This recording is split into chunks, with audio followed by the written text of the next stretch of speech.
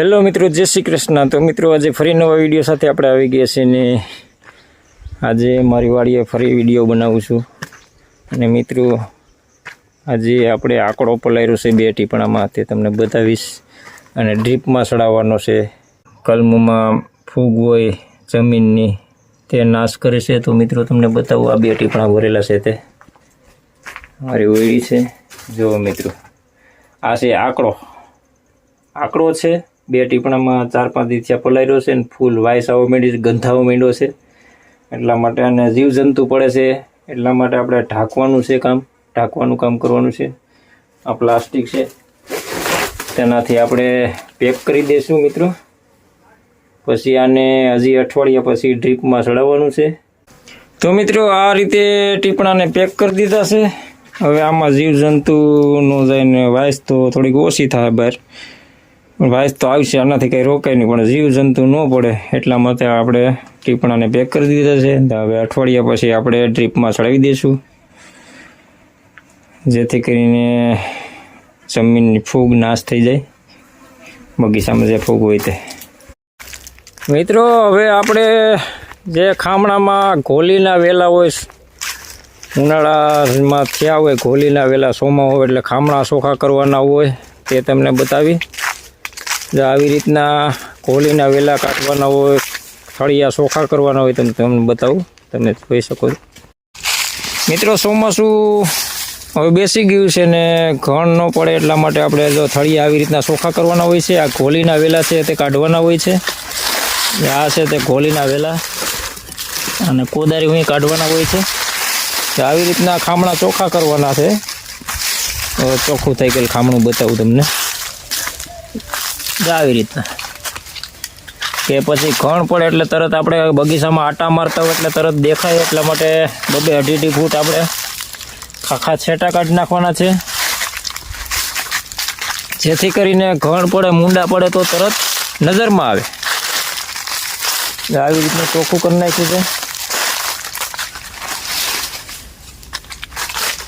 હવે આમાં મૂંડા પડે તો આપણને તરત દેખાય, બગીચામાં ચોમાસામાં આટા મારતા હોય તો તરત ઘણ દેખાય, સળી જગ્યા ચોખ્ખી હોય ને ખામણું, એટલા માટે થળિયેથી 2-2 ફૂટ જ ખાલી સેટા કાઢ્યા છે, 2-3 ફૂટ। મિત્રો તો હવે આપણે આ જે આપણે લાકડા ભાંગ્યા હોય ઉપરથી, જે જૂના ટીટિયા હોય, હુકાઈ ગયેલા ડાયરું હોય તે હેઠે ખરેલું હોય, તમે જોઈ શકો છો। આ ડાયરું તમને બતાવું, હેઠે ખેરી હોય ઉપરથી। હવે તેને ભૂકો કરવા માટે આપણે માઢ મારવાના છીએ। જો આવડા ખાખા છે, ગાળામાં ખાખા પડ્યા છે, તેને ભૂકો કરવા માટે આપણે માઢ મારવાનો છે। મિત્રો મારવાનું ચાલુ કર્યું છે આ ડાયરું ભાંગવા માટે, તમે જોઈ શકો છો। ટ્રેક્ટર ચાલુ થઈ ગયું છે આપણું।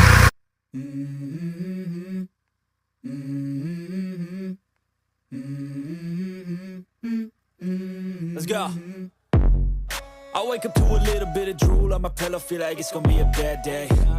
Yeah, I'm tired of shit and the coffee ain't hit yet, damn ain't that great. I don't wanna go to work cause my boss is a jerk and I'm not even that paid. I need a change in my life cause I don't feel alive and there's nothing that makes me happy. Hold my beer for a minute, I'm about to quit my job, cash in for a ticket. I'm going on a trip and I don't plan to visit. I'm gonna stay there till I feel like I'm winning, and this is just the beginning. I need a big change, help me feel like living. I need a big swing, home runs I'm hitting, and I'll never look back, moving on till I get it all.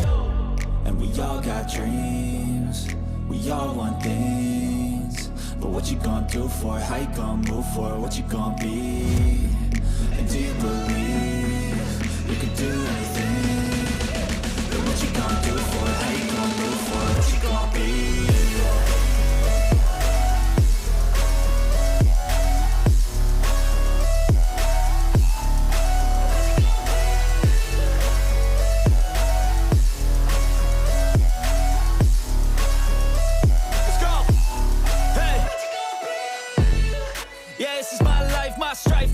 To fight, to die on, and this is my game to play, to claim a brand new name. And I ain't gonna lie to you, I'm a bit nervous that I might screw everything up that I've ever done. But what's the point of living if you ain't having fun? I guess I'll try this, try that. મિત્રો તો માઠ માર્યા પછી આવું થઈ ગયું છે. ખાખા બધા સોરાઈ ગયા છે. જો તમે જોઈ શકો છો ખાખા આ રીતના સોરાઈ ગયા છે. લીસો પટ ખાખા ને ખંડ ને બધું સોરાઈ ગયું છે.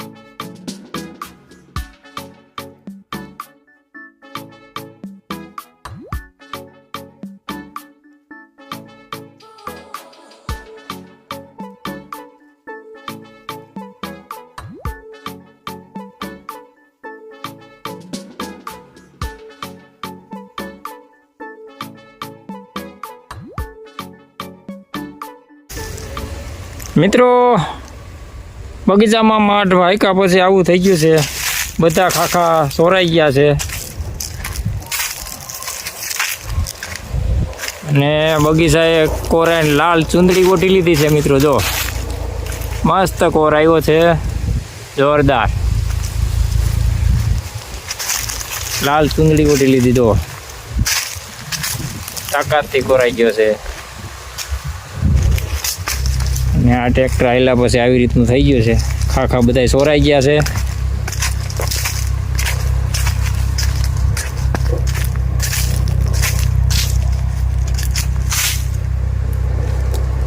મિત્રો આ છે આપણો બગીચો અને હજી ટ્રેક્ટરમાં હાલે જ છે.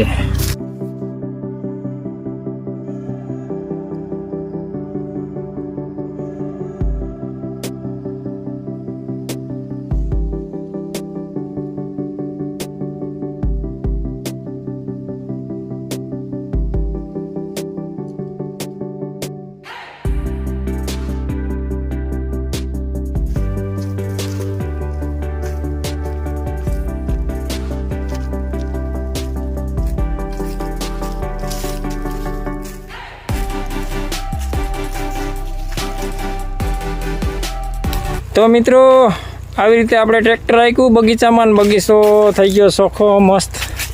ખાખા બધાય સોરાઈ ગયા. અને મિત્રો અહીં મારો વિડીયો પૂરો કરું છું. તો મારા વિડીયોને લાઇક ને શેર કરજો અને મારી ચેનલમાં નવો હોય તો સબસ્ક્રાઈબ અને બેલ આઇકન બટન દબાવજો, જેથી કરીને મારા નવો વિડીયોના નોટિફિકેશન તમને મળતા રહે. જય શ્રી કૃષ્ણ.